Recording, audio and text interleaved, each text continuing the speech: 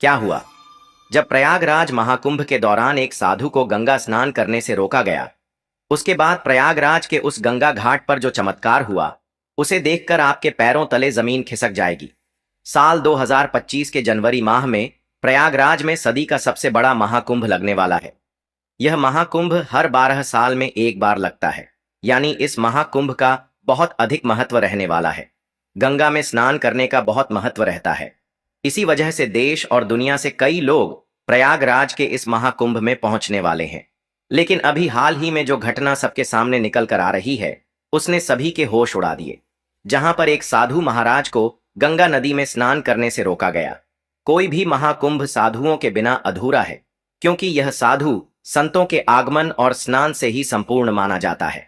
देश भर से साधु महाकुंभ शुरू होने के कई दिनों पहले ही प्रयागराज पहुंच जाते हैं।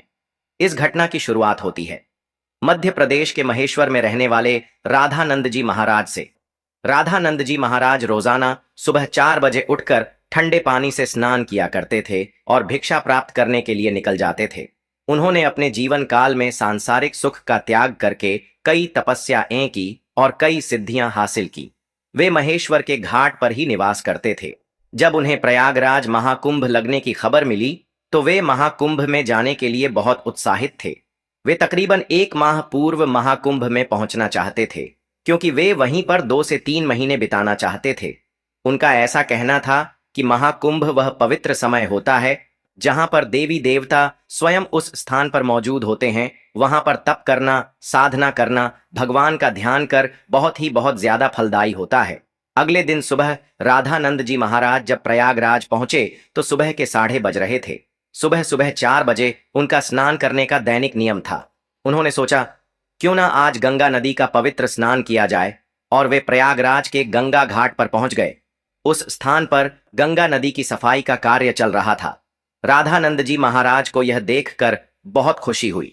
जब उन्होंने अपने कपड़े उतारे और गंगा नदी में स्नान करने के लिए आगे बढ़े, तो वहां पर खड़े कुछ नगर निगम के अधिकारियों ने उन्हें रोक दिया।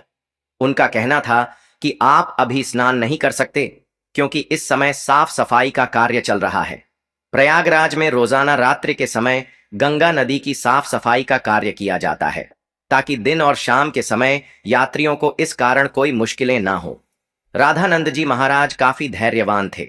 उन्होंने सफाई अधिकारियों को समझाया कि बात बहुत अच्छी है, लेकिन नित्य मेरा 4 बजे नहाने का नियम है, और आज अगर मैं प्रयागराज पहुंचा हूं तो मैं गंगा नदी में ही स्नान करूंगा, और मेरे एक अकेले के नहाने से ना तो तुम्हारी व्यवस्था बिगड़ेगी और ना ही मुझे कोई समस्या होगी। लेकिन वह अधिकारी अचानक से गुस्सा हो गया और उन साधु महाराज से कहने लगा कि आपको इसी समय क्यों नहाना है? अभी पूरा दिन पड़ा हुआ है। क्या यहां पर तुम्हें कोई इंसान नहाता हुआ दिख रहा है? क्या तुम्हारे अंदर इतनी शक्ति है कि तुम सुबह 4 बजे इतने ठंडे पानी से स्नान कर लोगे? व्यर्थ की बातें बनाना छोड़ दो और यहां से चले जाओ। अभी तक तो राधानंद जी महाराज बहुत विनम्र थे, काफी धैर्यवान थे, लेकिन उस अधिकारी के अपशब्दों को सुनकर के अचानक उन्हें बहुत बुरा लगा। उनका ऐसा मानना था कि गंगा नदी पर किसी का अधिकार नहीं है। यह तो साक्षात भगवान शंकर की जटाओं से निकलती है, जिसके अंदर सभी को अपने पाप धोने का अधिकार है, और उसके लिए कोई निश्चित समय नहीं हो सकता। लेकिन उस समय राधानंद जी महाराज ने उस अधिकारी को कुछ नहीं कहा और सामने घाट पर ध्यान अवस्था में बैठ गए। सबको लग रहा था कि वे साधु महाराज मान गए हैं और पीछे हट गए हैं। अब जब पुनः गंगा नदी के अंदर साफ सफाई की मशीनों को शुरू किया गया, तो अचानक से एक बहुत बड़ी घटना घट गई। वे सभी मशीनें शुरू होने का नाम ही नहीं ले रही थीं। ऐसा लग रहा था मानो वह जाम हो गई हो या उनके अंदर बहुत सारा कचरा फंस गया हो। अधिकारियों ने मशीन को देखा परखा और उसके अंदर का सारा कचरा बाहर निकाल दिया। सबको उम्मीद थी कि अब मशीनें कार्य करने लगेगी, लेकिन फिर जब मशीन शुरू की गई तो कोई भी मशीन चालू होने को तैयार ही नहीं थी। सभी अधिकारी बहुत हैरान थे, किसी की भी समझ नहीं आ रहा था। लेकिन जब मशीन चालू नहीं हुई तो कई मैकेनिकल इंजीनियरों की टीम को मशीन देखने के लिए बुलाया गया। उन सभी मैकेनिकों ने मशीनों को अच्छी तरह से जांचा परखा और यही पाया कि मशीन तो एकदम सही है, लेकिन इसके चालू न होने का कारण किसी को समझ नहीं आ रहा था। राधानंद जी महाराज अभी भी उसी घाट पर ध्यान अवस्था में बैठे हुए थे। गंगा नदी का साफ सफाई का कार्य उस दिन रुका हुआ था। सभी लोग बहुत हैरान थे। उस समय जो मैकेनिकल इंजीनियर वहां पर मशीन सही करने आया था, उसने जब राधानंद जी महाराज को देखा तो उसकी आंखें खुली की खुली रह गई। वह राधानंद जी महाराज के चरणों में गिर गया और बाबा उसे आशीर्वाद देने लगे। फिर वह सभी अधिकारियों को बताने लगा कि यह महेश्वर के सिद्ध महाराज है। बचपन के समय पर एक बार जब मुझे सांप ने डस लिया था तो इन्होंने ही अपने चमत्कार से मेरी जान बचाई थी। तब उस अधिकारी को अपनी गलती का एहसास हुआ। वह समझ चुका था अगर यह अपने दैनिक नियम के अनुसार 4 बजे गंगा स्नान करना चाहते थे तो मुझे इन्हें रोकने का अधिकार नहीं था। मैंने जो इनका अपमान किया, इन्हें भला बुरा कहा और गंगा नदी में स्नान करने से रोक दिया, उसी का परिणाम मशीनों की खराबी के रूप में हम भुगत रहे हैं। अब यही हमारी समस्या का समाधान कर सकते हैं। हमें इनसे माफी मांगनी पड़ेगी। सभी अधिकारी मिलकर राधानंद जी महाराज के पास गए, उनके चरणों में बैठ गए और हाथ जोड़कर कहा कि हमें इस बात का अंदाजा नहीं था कि आप एक दिव्य संत हैं। हमसे बहुत बड़ी भूल हो गई है। हमें आपको स्नान करने से नहीं रोकना चाहिए था। राधानंद जी महाराज अभी भी बहुत विनम्र थे। उन्होंने अधिकारियों से कहा कि यह जरूरी नहीं है कि कोई संत चमत्कारी खोखे तभी ही उसे गंगा नदी में स्नान की अनुमति दी जाए। गंगा नदी के ऊपर साधु संतों का सबसे पहला अधिकार है। सभी अधिकारियों ने उनसे हाथ जोड़कर कहा, अब आप गंगा नदी में स्नान कर सकते हैं। हम आपसे बहुत माफी चाहते हैं। राधानंद जी महाराज समझ चुके थे कि सभी अधिकारियों को उनकी गलती का एहसास हो गया है।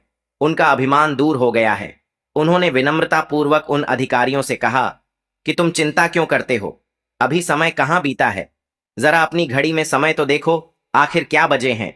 जब सभी अधिकारियों ने अपनी घड़ी में समय देखा तो उनके रोंगटे खड़े हो गए, क्योंकि उस समय सुबह के 4 बज रहे थे। किसी भी अधिकारी को यह समझ नहीं आ रहा था आखिर इतना इतना बड़ा चमत्कार कैसे हुआ।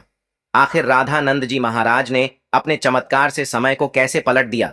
इतना बड़ा चमत्कार देखकर सभी अधिकारी उनके चरणों में गिर गए और बाबा की जयकार लगाने लगे। इस चमत्कारी घटना के बाद सब लोग उन्हें मान गए और उनके दास बन गए, जिसके बाद वे सुबह 4 बजे अपने नित्य कर्म के अनुसार वे गंगा नदी में स्नान करने पहुंचे और इधर मशीनों को फिर से काम करना शुरू कर दिया। सारी मन एक साथ चालू हो चुकी थी, जिससे यह प्रमाणित हो गया कि यह मशीनें केवल रामानंद जी महाराज के इशारे का इंतजार कर रही थी। जैसे ही उन्होंने अधिकारियों का अभिमान चूर किया और गंगा नदी में स्नान किया, वैसे ही फिर से मशीनें चल पड़ीं। यह बहुत बड़ा चमत्कार था जो हाल ही में प्रयागराज के महाकुंभ में हुआ है। वास्तव में दोस्तों, यह भूमि साधु संतों की भूमि है।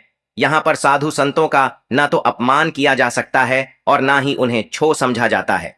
इस देश का हर संत इस देश के लिए कुछ ना कुछ करता है और भक्तों को अध्यात्म के मार्ग से जोड़ता है।